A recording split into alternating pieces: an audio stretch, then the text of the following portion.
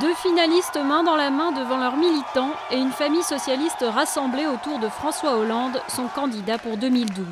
L'unité, c'est l'image que le PS a voulu donner dimanche soir après plusieurs mois de campagne tendue sur la fin. Le député de Corrèze a gagné son pari. Il a réussi à réunir derrière lui une majorité des électeurs en battant largement Martine Aubry.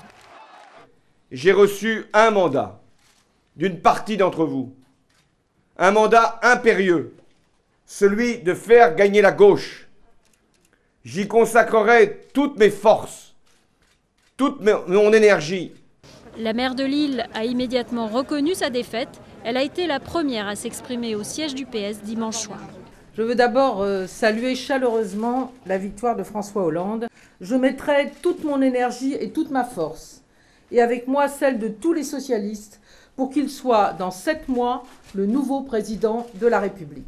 En tête dans les sondages, François Hollande était aussi mathématiquement en position de force. Il avait le soutien des 4 éliminés du premier tour, Manuel Valls, Jean-Michel Bailly, mais surtout Ségolène Royal, son ex-compagne, et le troisième homme surprise du premier tour, Arnaud Montebourg. Côté militant, on joue aussi le rassemblement devant le nouveau candidat présidentiel du PS. J'ai pas voté Hollande, mais je pense qu'aujourd'hui, la démocratie a parlé. François Hollande est candidat du Parti socialiste. C'est la première fois depuis Mitterrand qu'on a vu que le parti est aussi réuni et aussi fair-play dans le jeu de la démocratie. Car la primaire a été un succès. Avec plus de 2 700 000 électeurs, la participation à ce scrutin inédit en France a dépassé toutes les espérances du PS.